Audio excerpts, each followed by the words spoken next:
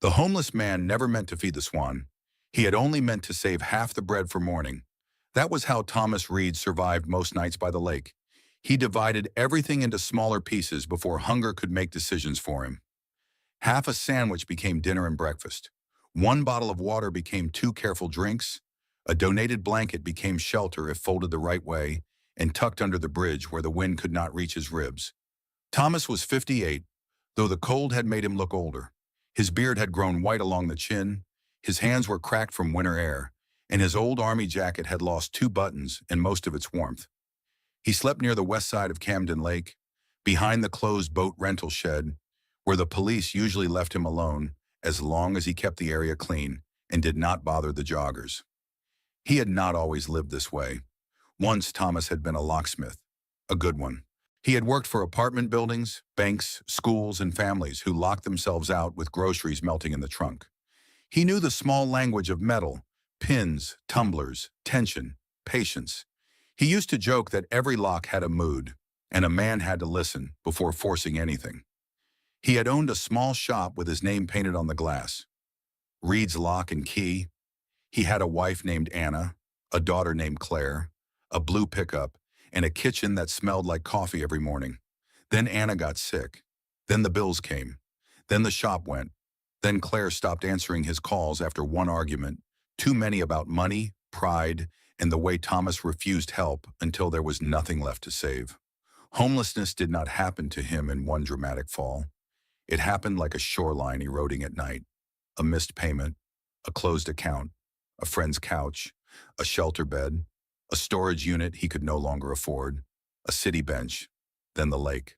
By the time winter loosened into early spring, Thomas had learned how to become invisible. Most people preferred him that way. That evening, the bread had come from a woman at the church pantry. It was day-old sourdough, hard at the edges, but still good. Thomas sat on the low stone wall near the boat launch, tore off a piece and was about to put it in his mouth when he heard water moving. A white swan glided toward him through the gray reflection of the sunset. Thomas froze. The bird was large, bigger up close than he had expected, with a long neck, black mask around the eyes, and a bright orange bill. It moved with that strange calm swans had, elegant on the surface while hidden feet worked beneath the water. One wing seemed slightly uneven, not badly injured, but held a little lower than the other. Thomas looked down at the bread. "No," he muttered. "Don't look at me like that." The swan came closer. Thomas glanced around. Signs near the path clearly said not to feed wildlife. He had seen people ignore them all summer, tossing crackers and chips like they were doing the birds a kindness. He knew bread was not good for swans. He knew because Anna had once corrected him years ago at another lake when Claire was small and wanted to feed ducks. "Bread fills them up but doesn't feed them," Anna had said. Thomas still heard her voice when he least expected it. He put the bread back in the paper bag. "Sorry," he told the swan. "Doctor's orders from a woman who knew everything." The swan stayed. Thomas searched the plastic grocery bag beside him and found a bruised apple, the kind the pantry gave away when the good fruit was gone. He took out his pocket knife, cut off the soft brown part, and sliced a few small pieces. "Probably not supposed to give you this either," he said, "but it's better than bread." He tossed one piece into the shallow water. The swan dipped its head and took it. Thomas gave it two more pieces, then stopped. "That's enough. I need breakfast too." The swan floated there for another minute, watching him. Thomas shook his head. "Don't start depending on me. I'm not dependable." But the swan came back the next night, and the night after that.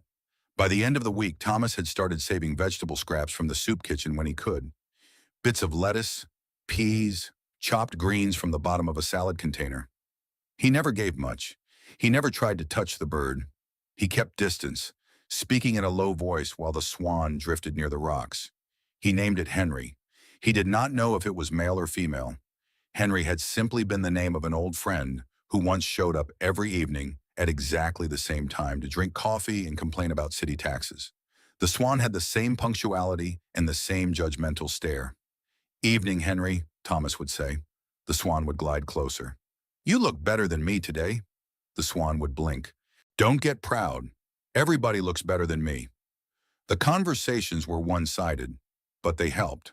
Thomas had not realized how little he used his voice until the Swan gave him a reason to speak without asking him to explain himself. He told Henry about Anna, about Claire, about the shop, about the first lock he ever picked when he was 12, and his father had smacked him behind the head before saying, "Now learn to do it legally." He told Henry things he had not told another human being in years. Sometimes Officer Rachel Myers saw him from the walking path. She was one of the few police officers who treated him like a person rather than a problem. She was in her early 30s, with dark hair usually pulled into a tight bun, and she had once brought him a pair of dry socks without making a show of it. She did not pretend the city's rules did not exist, but she also did not wake him at midnight just because someone complained that poverty looked uncomfortable near the lake. "You know you're not supposed to feed the birds," she said one evening. Thomas looked up from the stone wall. "It's not bread. That does not make it allowed. It's peas. Still feeding." He looked toward Henry, who floated 6 feet from shore, pretending not to be involved. Thomas sighed. "You going to arrest me for peas?" Rachel almost smiled. "Not tonight. That's generous." "I'm serious, Thomas.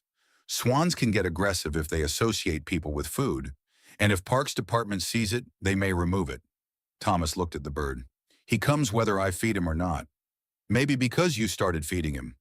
Maybe he likes my conversation." Rachel folded her arms. "Nobody likes your conversation that much." Thomas laughed before he could stop himself. It startled both of them. Rachel's expression softened. "There's a housing outreach team coming Thursday. I can put your name down." His smile faded. "I've been through that. Try again." "I don't have ID." "We can work on that." "I don't have an address." "That is the point of outreach." Thomas picked at the frayed cuff of his jacket. "I had a life, officer. I don't need a brochure telling me how to become a person again." Rachel was quiet for a moment. Then she said, "I don't think you stopped being one." He did not answer. The Swan tapped its bill against the water. Rachel left without pushing harder, and Thomas hated her a little for being kind because kindness asked for something from him. Not money, not gratitude. Worse, it asked him to believe he might still be worth effort. The key appeared on a Tuesday night after heavy rain. Thomas had spent most of the day under the bridge, wrapped in his damp blanket, listening to cars hiss along the road above him. By evening, the rain had stopped, but the lake had risen several inches and carried storm debris against the shore. Leaves, twigs, plastic bottles, a child's sandal, one broken piece of dockboard. Thomas sat near the boat launch with the last of his pantry bread and a small container of wilted spinach he had saved from the soup kitchen. Henry appeared later than usual, emerging from the shadow of the reeds near the old boathouse. But tonight the Swan did not come straight to him. It circled near the end of the dock. Thomas watched, frowning. Henry dipped its head under the water, came up, shook droplets from its bill, then turned in a slow loop and dipped again. Something flashed briefly near the surface. "Find something?" Thomas called. The Swan paddled closer. At first Thomas thought it had caught a piece of fishing line, and fear tightened his chest. Waterbirds were always getting tangled in things people left behind.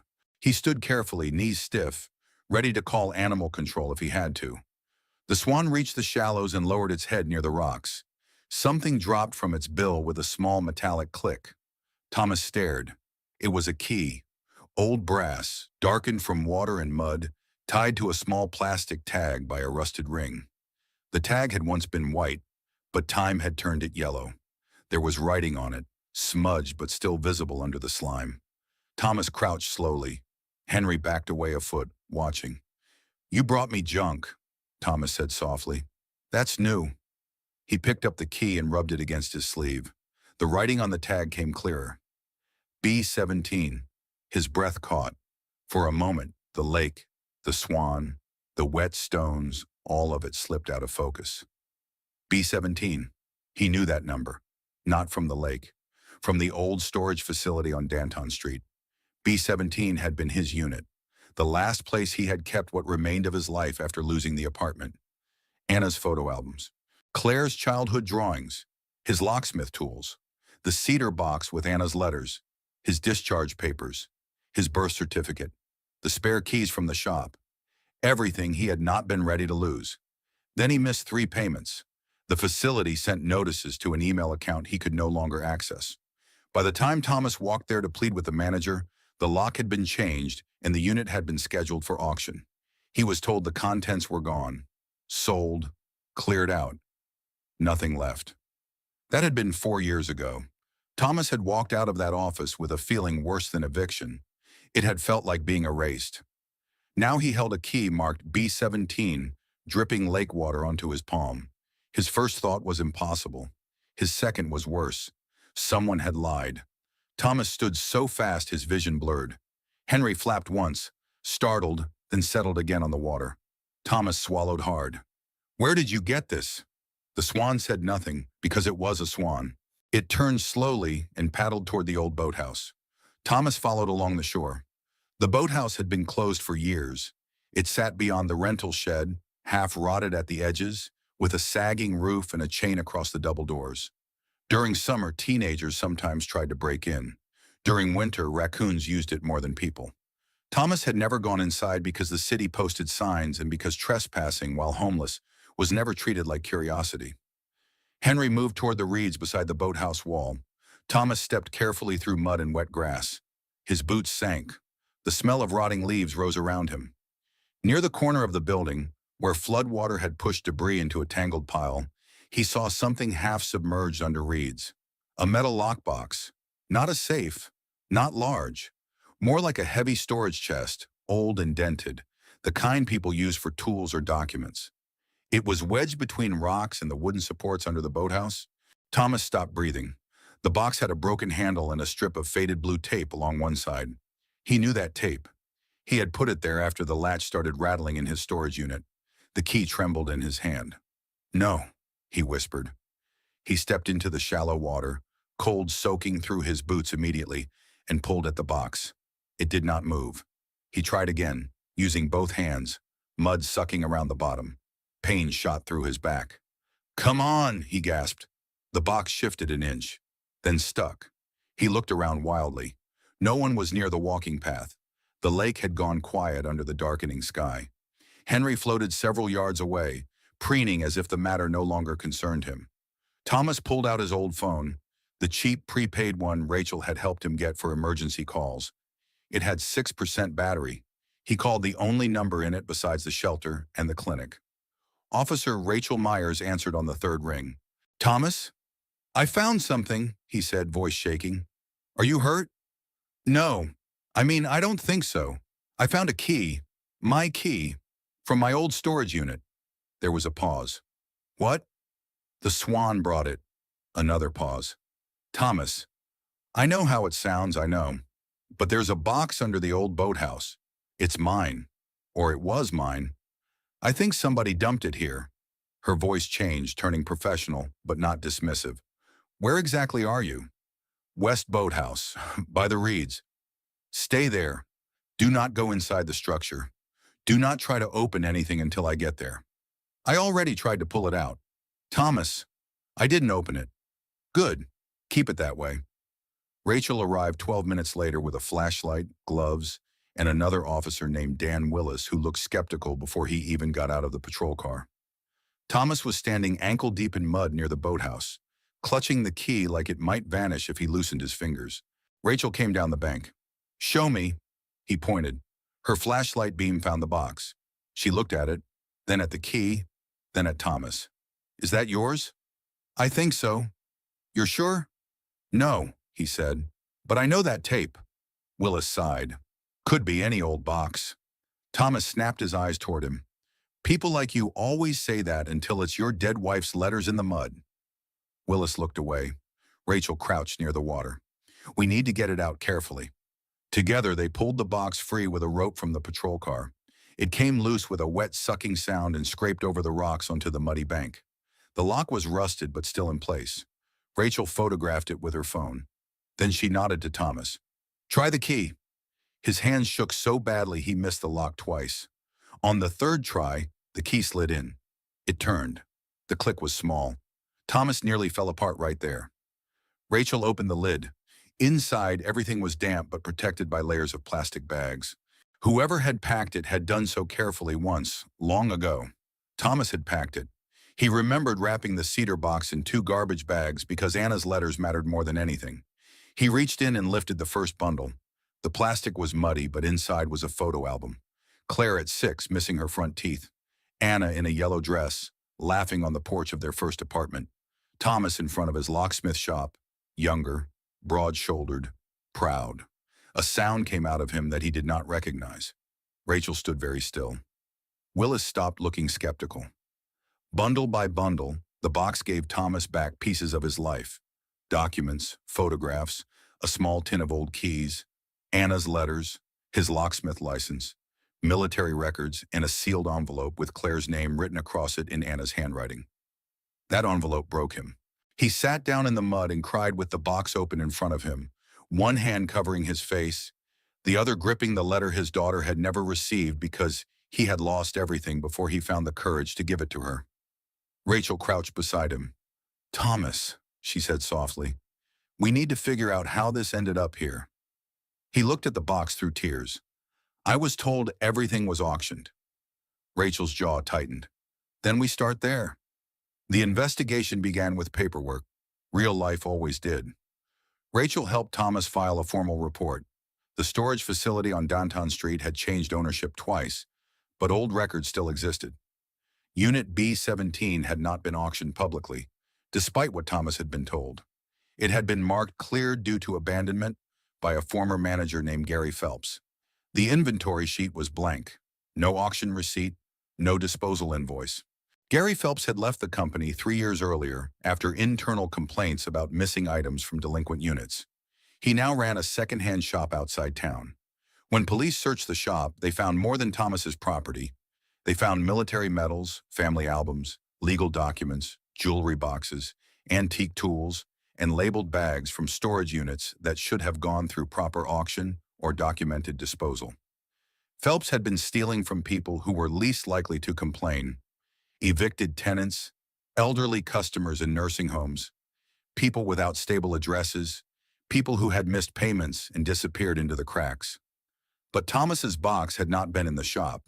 Phelps admitted he had taken it, looked through it, kept some locksmith tools, then dumped the personal items near the lake years earlier because they had no resale value. No resale value. That phrase stayed with Thomas longer than any insult ever had. Anna's letters had no resale value. Claire's baby pictures had no resale value. His proof of identity had no resale value. His life, measured by a thief, had been worth less than shelf space. Phelps was arrested, and the case grew as more victims were identified. Some had died before their belongings could be returned. Some cried when police called. Some did not care anymore because too much time had passed. But for Thomas, the box did something no outreach brochure had been able to do. It gave him a way back. With his documents recovered, Rachel helped him apply for replacement ID. A veterans outreach worker helped him qualify for temporary housing. A legal aid attorney contacted Claire on his behalf, not to pressure her, only to ask whether she would accept a letter from her father. Thomas spent 3 days deciding whether to include Anna's envelope. In the end, he did. Claire came to the lake 2 weeks later. Thomas saw her from the stone wall and almost ran. She was 32 now, no longer the angry young woman from his last memory. She had Anna's eyes and his stubborn mouth. Her hair was tied back, and she wore a dark green coat with a toddler's stuffed rabbit peeking out of one pocket. She stopped 10 feet away from him, as if both of them needed the distance. "Hi, Dad," she said. Thomas stood slowly. His hands opened and closed at his sides. "Claire?" Neither moved. Then Claire's face crumpled. "I thought you were dead," she whispered. Thomas closed his eyes. "Some days I was close." She covered her mouth, crying now. "Why didn't you call?" "Pride, shame, no phone. Then more shame. That's not good enough." "I know. I was angry for so long. You had a right. I still am. You have a right to that too." Her tears kept falling, but her voice steadied. "Mom's letter said she wanted me to forgive you if you got lost." Thomas broke then. Claire stepped forward at the same time he did, and they met in the middle with the awkward force of people who had spent years imagining a reunion and still had no idea how to hold each other without hurting the places already bruised. They sat by the lake for almost an hour. He told her about the storage box. She told him she had a son named Eli. He told her about Henry the Swan, and for the first time she smiled through tears. You fed a swan? Vegetables, mostly. You know you're not supposed to feed wildlife. I've been informed. Mom would have lectured you. She did. In my head. Claire laughed, and it sounded so much like Anna that Thomas had to look away. As if summoned by the mention, Henry appeared near the reeds. The swan glided toward the shore, slow and dignified, white feathers clean against the dark water. Claire stared. Is that him? That's Henry. He looks like he owns the lake. He thinks he does. The swan came close, then stopped several feet away, eyeing Claire with suspicion. Thomas raised both hands. Nothing for you today. Doctor's orders. Henry dipped his head into the water and ignored him. Claire leaned against her father's shoulder, just slightly. It was not forgiveness yet, but it was contact. And Thomas had learned not to demand more from fragile things than they could give. 3 months later, Thomas moved into a small studio apartment through the Veterans Housing Program. It had a narrow bed, a chipped counter, a bathroom door that stuck, and a window that looked out over the back of a grocery store. To Thomas, it felt like a palace. He found part-time work with a nonprofit repair program that fixed locks and doors for low-income seniors. The first time he held a proper pick set again, his hands trembled. The younger technician beside him misunderstood. You nervous? The kid asked. Thomas shook his head. No, just remembering who I am. The case against Gary Phelps brought attention to storage facility abuses across the county. Laws changed slowly, but they did change. Facilities were required to document auctions more clearly, preserve personal records when possible, and notify local agencies before disposing of belongings that included IDs, medical papers, or military documents. Rachel called Thomas one afternoon to tell him. You helped make that happen, she said. Thomas looked around his tiny apartment at the recovered photographs now lined along the windowsill. Henry helped. Rachel sighed. You are never letting me forget the swan, are you? No. Fine. Henry helped. Thomas visited the lake every Sunday, not to feed the swan. He had stopped that. Really stopped. He brought no bread, no peas, no scraps. Sometimes Henry appeared anyway. Sometimes he did not.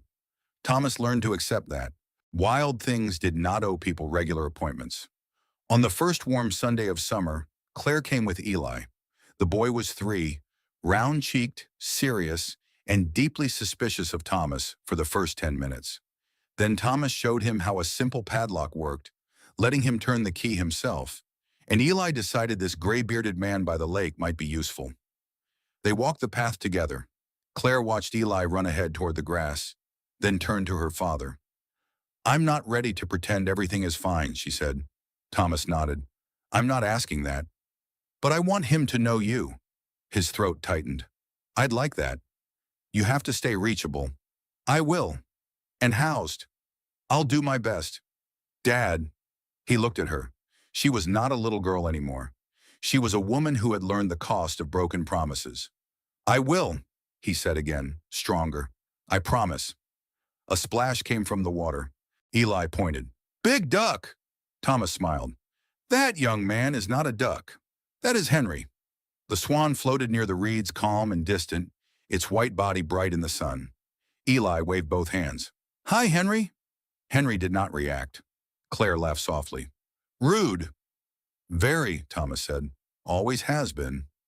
They stood together by the lake, 3 generations stitched awkwardly into the same afternoon. Behind them, joggers passed, bicycles clicked along the path, and children shouted near the playground. No one looking at Thomas would have known how close he had come to vanishing completely.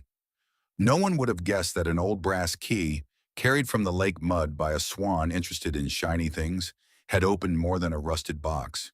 It had opened a record, a case, a door, a conversation, a way back to his daughter. As the sun lowered, Thomas watched Henry drift away from shore toward the middle of the lake. He did not imagine the bird understood any of it. He did not need to. The swan had found something in the water and brought it to the place where a man happened to be waiting with empty hands and a life full of missing pieces. Sometimes that was all a miracle was. Not magic, not fate written in the sky. Just one small real thing arriving at the exact moment someone was ready to see it. Thomas reached into his pocket and touched the old brass key. He kept it there now, polished clean, the yellowed tag still marked B17. Claire slipped her arm through his. Eli ran ahead, laughing at nothing. And on Camden Lake, the Swan moved through the evening light, leaving behind a long silver line on the water, as if showing the way home one last time.